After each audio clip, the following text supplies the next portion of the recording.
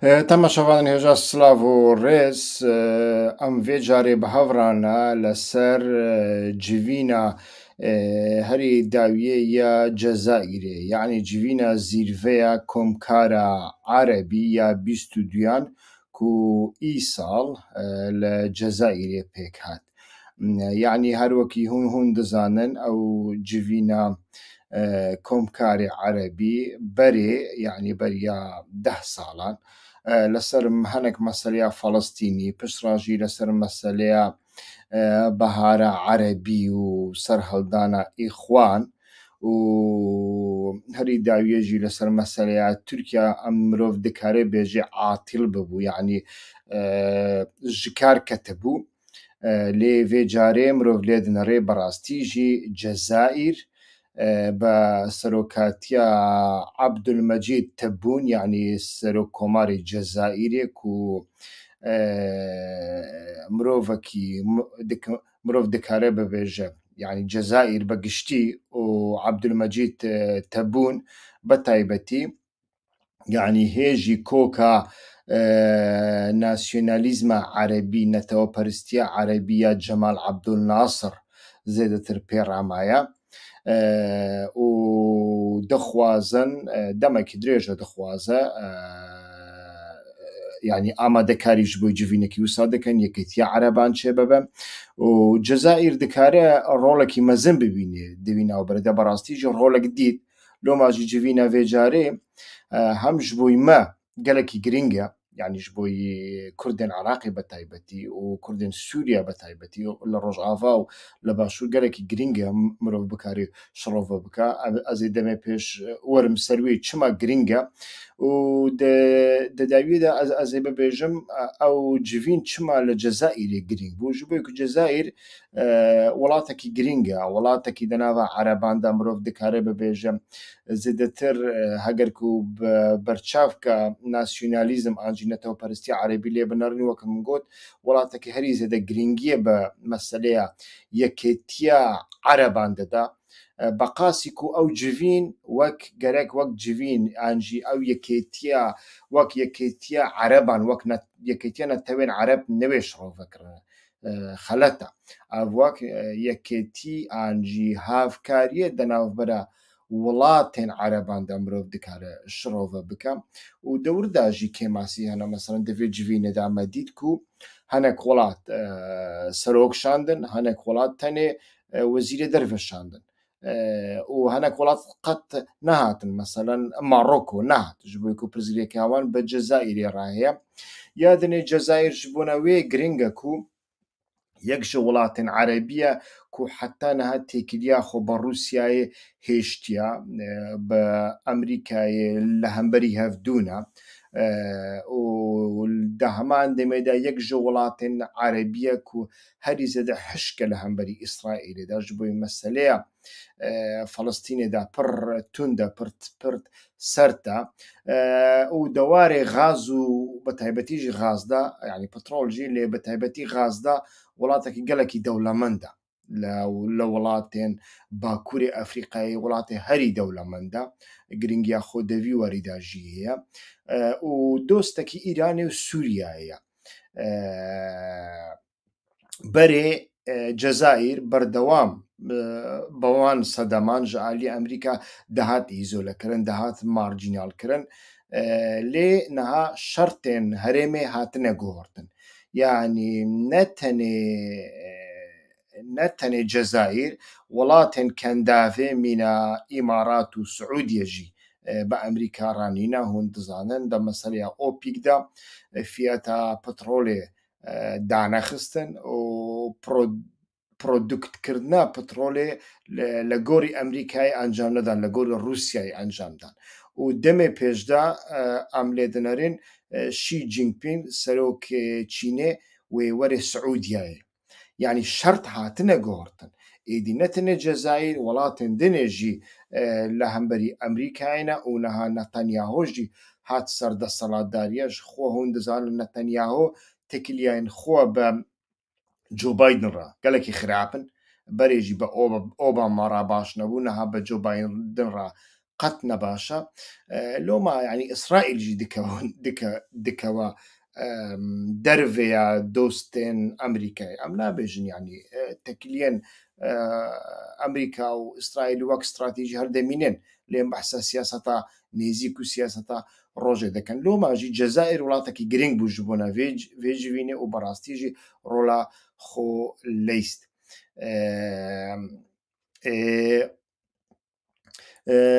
لە کۆنگرەیە بەرێدا لەسەر مەسەلەیە لیبیا و لەسەر مەسەلەیە سووریا دژمناتیا خۆ دەرخستن یا وڵاتێن عەرەبان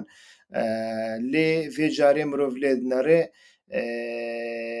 ئەو تشت هاتیە گۆڕتن مەسەلەن بەرێ وڵاتێن عەرەبان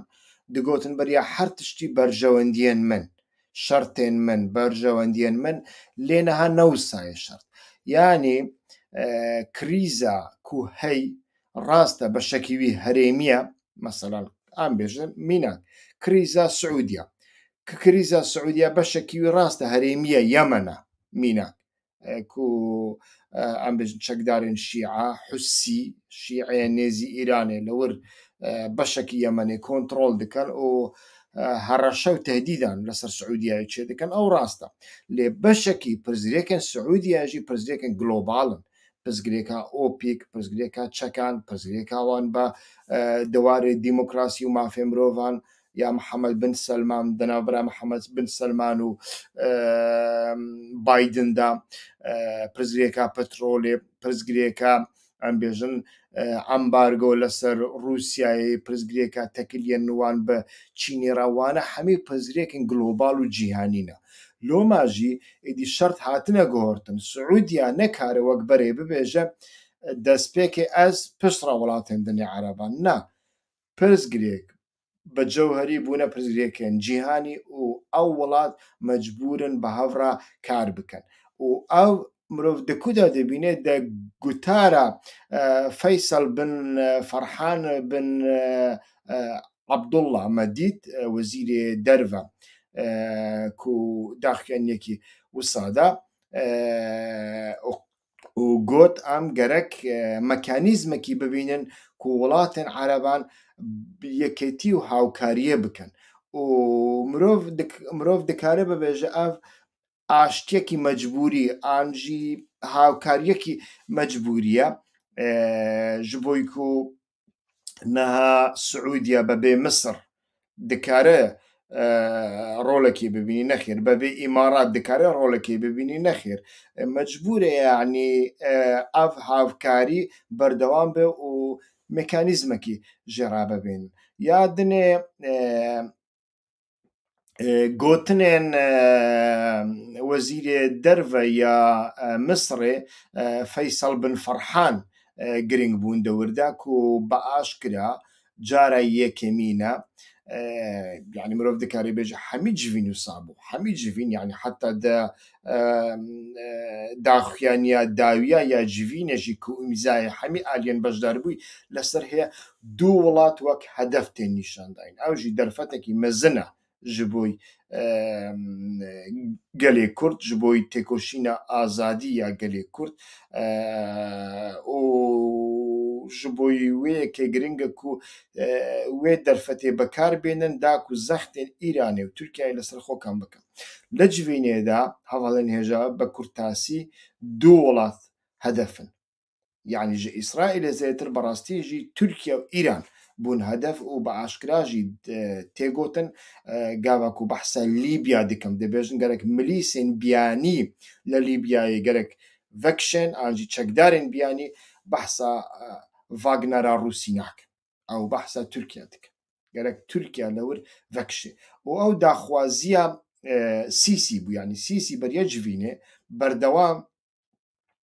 bi Cezayirê re ئەو دکرد بازار دکرد یعنی هەگەر ku di civînê de hinek daxuyaniyên wisa hinek siyasetekî wisa newê meşandin ez têda beşdarî nakim û şertê xwe berastî jî feris kirin û Cezayîr jî bebê Misir nekare tiştekî wisa bike مصر ji bo welatê Ereban ji bo hemiyên giring e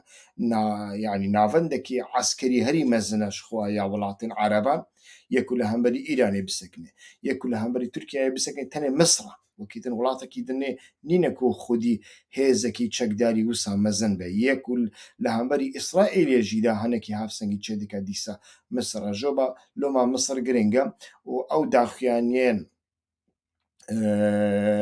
Faysal bin Ferhan giringin li hemberî Tirkiyeyê ya di heman demê de dibêjin Îran û Tirkiye gerek li welatên Ereban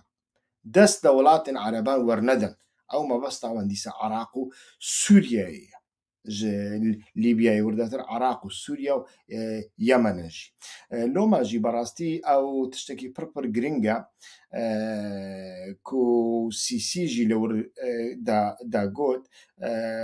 êdî ji niha û şûnve nayê qebûlkirin ku artêşên biyanî li Lîbyayê hebin nayê qebûlkirin û em lê dinerin berastî jî di vê demê de yanî beriya civînê de jî bi taybetî jî bi pareya Îmarat û Siûdiya Misir xelkê genç ya Somal tînin Misrê li wir perwerdeya eskerî dibînin û artêşekî ji wan re çêdikin ew artêş gelo tenê li Somal tên bekare anî nexîr li gorî baweriya min yanî Somal ji bo Misrê ne giring e ji bo welatên Ereban Lîbya giring e gerek ew Lîbya bixin bin destê xwe siyasetekî wanî hawbeş hebe û ew siyaseta wanî hawbeş jî pirahanî welatên Ereban bi Misrê rane ji xênî Qetar jî tenê bi serê xwe bimîne êdî rolekî wî namîne û berastî jî ji bo Sûriyayê mirov lê dinere Cezayîr di berê de ji xwe digot divê Sûriya vegerê nav Komkara Erebî û gerek em sandaliyayê Sûriya li nav Komkara Erebî ji Dîmeşkê re vegerînin vê carê çê nebû yanî Sûriya bi xwe nehat ji bo ku welatên Erebî ên ku hêjî tekiliyên xwe bi Sûriya re sedî sed bi resmî baş nekirine beşdarî kirin heger ku Sûriya hatibe ihtimal bû ew yek nebibiya loma Sûriyan jî bi xwe daxuyanî di daxuyaniya xwe de gotin em naçin vê civînê lê dostê me li vê civînê de hene dostê me wê nûnerayetiya me bikin û berastî jî mirov lê dinere yanî bi taybetî jî Rûsya dixwaze çareserkirina pirzgirêka Sûriyayê bixe milê welatên Ereban yanî demê pêş ji xwe Lavrov diçe Ordunê û li Ordunê tiştê ku ew li ser diaxivin zêdetir meseleya Sûriyayê dibe loma jî yanî mirov lê dinere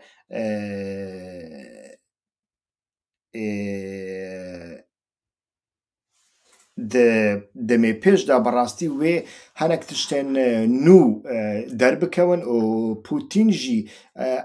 bi daxuyaniyekî yanî ew civîn hem pîroz kir hem jî mesaja xwe da yanî got welatên Ereban di demê pêş de gerek xwe ji bo cîhanekî pir qutibî pir cemserî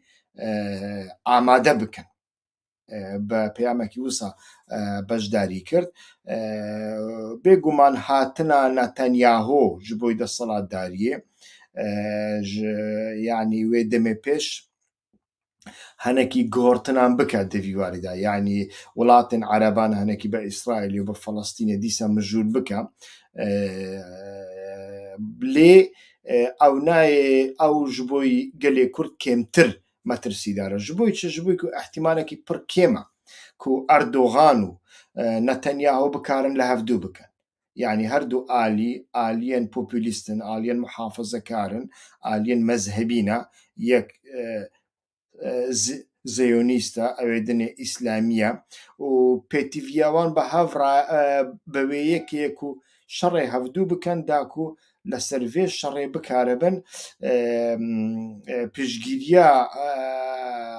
پشگیریا خۆ هەمش بووی هەڵبژاردننی هەمش بووی هەر تشتی بەدەست بین هەم دەناوە ئیسرائیلیدا وسایە هەم شەرتن دەناوە تورکیایدا ji بۆی ئەردۆغان وسانە ینی هەگەر ئەردۆغان دە هەڵبژاردنە دەمێ پێشدا لەسەر دەسەڵاتداریە بمینێ لۆماژی هاتنە نەتەنیاهۆ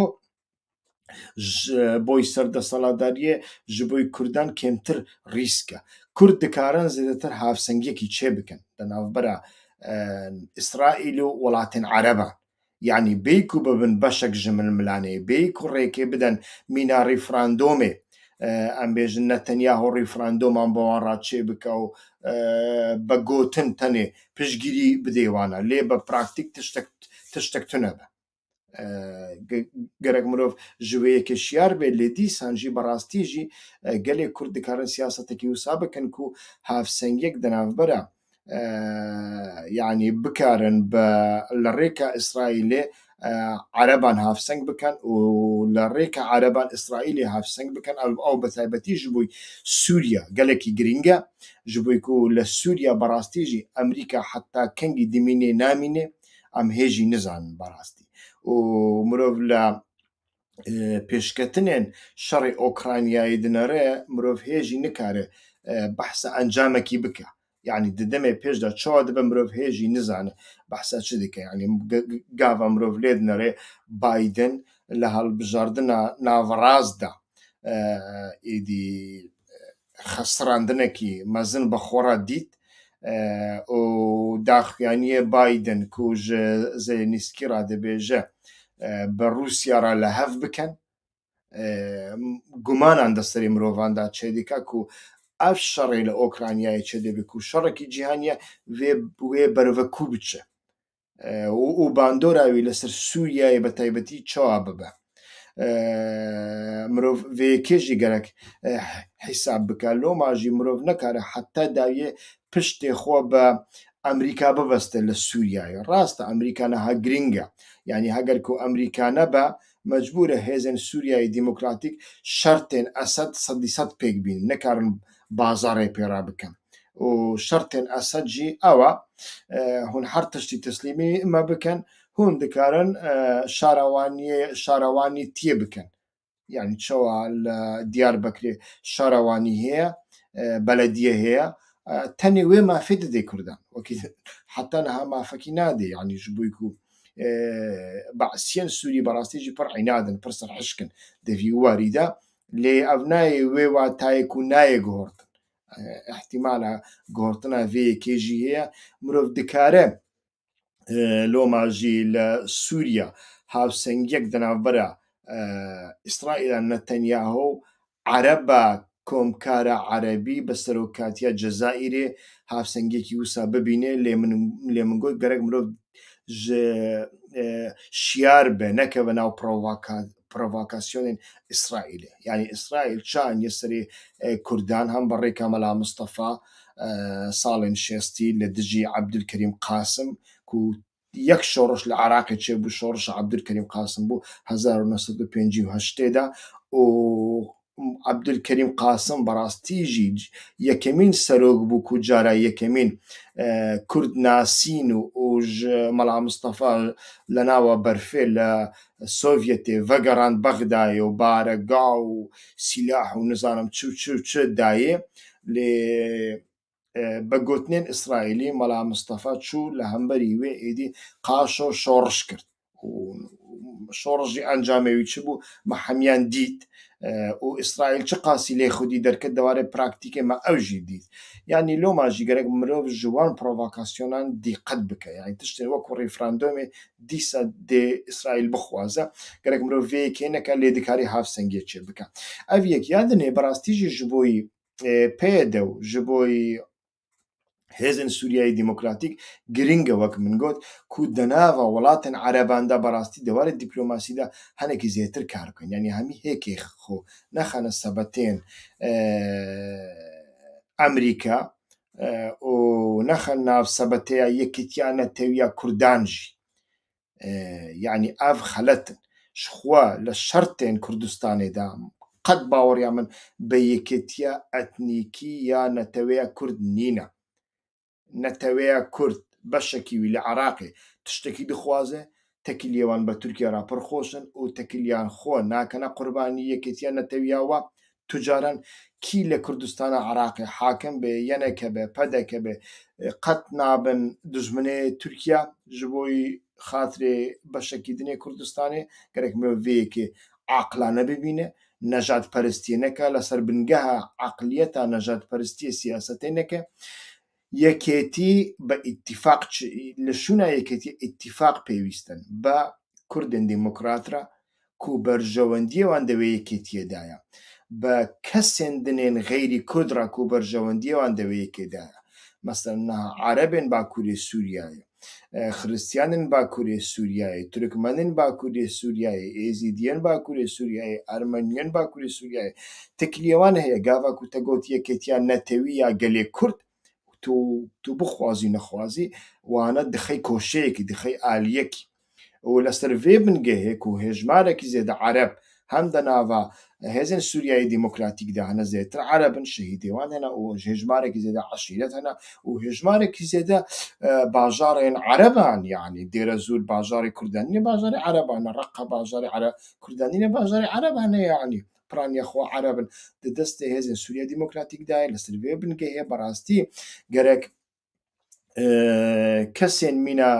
berêz Salih Muslim berastî jî li Sûriya derkewin yanî hûn li Qamişlo li Hesekê çi dikin derkewin ji wir berastî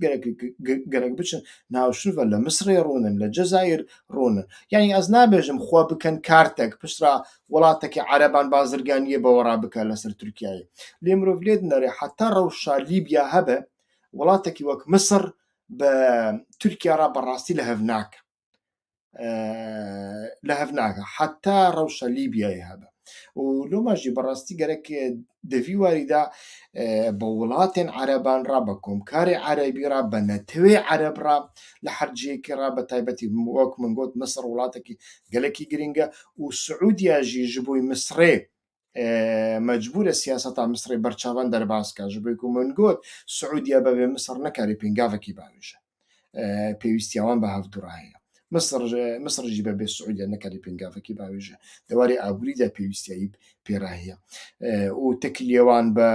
Rûsyayê re jî baş e loma jî berastî li şûna ku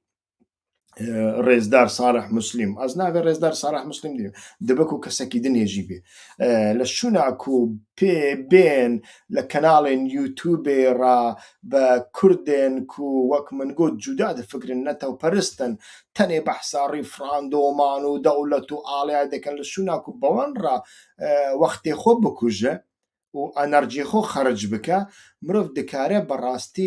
ew şertên nû ku li herêmê derketine firsetekî lê bibîn firsetekî yanî sûdekî jê bibîn li Iraqê cudatir e ji bo ku wek min got Kurdên Iraqê berastî jî pirzgirêkekî wan yanî Kurdên Iraqê ya ser destaladariyê dibêjin partiyên siyasî dibêjin ya muxalefet jî ya ku di nava destelatê de ne jî naxwazin tekiliyên xwe bi Tirkiye re xirab bikin û ji wan re ji bo ku ew partiyên bajarokan û gundan û cografiyên cuda ne ji wan re ne pirzgirêk e yanî Tirkiye li Metînan çi dike daran jê dike bombeyan diteqîne dişewitîne tunêlan xira dike xelkê dikuje ji wan re qet nexeme pir ne pirzgirêk e ji bo ku berjewendiya wî ew e ku li Silêmaniyê ew çi qasî dengan tîne li hilbijardinên pêş de berjewendiya Lahûr Şêxcengî ew e çawa piştê bafêl li erdê bixe berjewendiya bafêl ew e çawa bazirge çawa bikare be yekêtiyê ji partî temamen bike partiyekî malbatî mîna pedekê û heta ku dewleta Tirk jî hereşeyek nebe li ser her bilêrê û li ser Duhokê pedeke jî pirzgirêk ji ra nîne ku Tirkiye li zapê çi dike ji bo ku pedeke wek min got li bernameyên berê de min me got nasyonalîzma Kurdî nasyonalîzmekî gundî ye li nasyonalîzma gundî de dû axa û sê axa nayên qebûlkirin gerek yek axa hebe loma pedeke naxwaze li Kurdistanê de dû parça an jî sê parçeyên Kurdistanê li bin bandora PKK dabin ji wê yekê narazî ye an hûn gerek rojava bidinê ئانژی گەرەک هون چارەیەکی دنێ ببینن ئەو چارەژی ئەوە مرۆڤ لە دەرەڤەی عەقڵ و مەنتیقێ ناسیۆنالیستی و نەتەوەپەرستی و نەژادپەرستی سیاسەتێ بکێ لۆما ئەو پارتیان و دەسەڵاتی دانا پارتیان هەرێمینە و خەڵکێکی زێدە ناڕازیە لێ ئەڵتەرناتیفەک نینە ji bo ku kesên ku ji wê siyasetê jî narazî ne di dawî de dixwazin li rêka wan de siyasetê bikin. Niha meselan hem peyê de dixwaze li rêka yekêtiyê siyasetê bike li Bexdayê hem jî PKK aynî tiştî dixwaze li rêka yekêtî li rêka dû goranan yani kesek ji wan re tenê bibêje Tirkiye dagîrker e an jî bêje pedeke caşê Tirkiyeyê ji wan re bes e lê ew kes kî ye niha ez li Twitterê de vîdyoyekî Huner Kemal Axa dibînim ku hinek alîgirên bizava Bakur bilav kirine çiya wela Huner Kemal Axa gotiye Tirkiye hûn ji pedeke re gotî hûn caşê Tirkiyeyê ne kîjan partî ne caşê Tirkiyeyê ye yani li terorên ku li Silêmaniyê çêdibin li Hewlêrê çêdibin çê nabin li Silêmaniyê jî aynî tişt e yani ferq çi ye bizava goran لەسەر ێرشên Tirkiyeyê li Metînan li Zapê tiştekî dibêje nabêje cîlê nû newiya nû tiştekî dibêje nabêje ragihandinê wan tiştekî dibêje nabêje ji bo ku ragihandinê wan kontraktê wan bi Ajansa Anadol re hene Ajansa Anadol wan blok bike ew nikarin li Tirkiye henaseyekî bidin yani ew wisa difikirin û berjewendiya wan jî wisa ye balafirxaneya Silêmaniyê li ser asmanê Tirkiye difire û gumirga İbrahîm Xelîl û fîş xabûr li destê Tirkiye de ye yani ew ji wan re gerek e ji wan re tiştê dinê nelazim in loma jî berastî niha direng e jî yanî em behsa vê yekê dikin ev gerek bû 15 sal 20 sal beriya niha tedbîrên wê hatban girtin tedbîrê wî çi ye siyasetekî civakî li dervê ye berjewendiya wan hîzban û wan partiyane bê ava kirin کادرên civakî siyasetekî civakî hemî hêkên xwe nexene nav sebetê mala Talebanî û mala Barzanî bi navê Yekêtiya Netewiya Kurd Yekêtiya Netewiya Kurd çê nabe lê îtîfaq bi Kurdên dîmokrat û Kurdên pêşketî xwaz û Kurdên ku li berjewendiyên giştî dinerin û bi netewên dinê re hene ku xeyrî Kurd in bi wan îtîfaq wisa çêdibin li Kurdistanê li Kurdistanê îtîfaqên dinê çê nabin yani mumkîn nîne rast jî nîne û berjewendiya me jî cuda ne ji hevdûr e gerek mirov vê yekê bibîne ew li hemî parçayên wisa ye yani berastî jî di vê çarçevê de mirov gerek şirove bike loma jî hem li Iraqê heger ku siyasetekî serbexwe demê pêş çê bibe gerek çavê wî li welatên Ereban be divê devan çend salên dawiyê de eger şert wisa bimînin û li betaybetî jî ew ji bo rojava gelekî giring e ku di vî warî de bikaribin henekî piştgiriya welatên Ereban bidest bînin li hemberî Tirkiyeyê û piştgiriya welatên Ereban bidest bînin da ku bikarin pirsgirêkên xwe bi Sûriya re çareser bikin yani ew pirsgirêk herî dawiyê dê bi Sûriya re çareser bibe ez bi wî rengî têm dawiya vê bernameyê û di rewşên pêş de em ê dîsa bi hev rabin li kerema xwe hûn jî hewl bidin kanala me YouTubeê subscribe bikin ew kanal nû ye ji aliyê gelek kesan hêjî nehatiye naskirin û vîdyoyên me jî bilav bikin eger pirsyarekî we jî hebe hûn dikarin li bin ve binivîsin. Slav û rêz dem baş î we xweşna.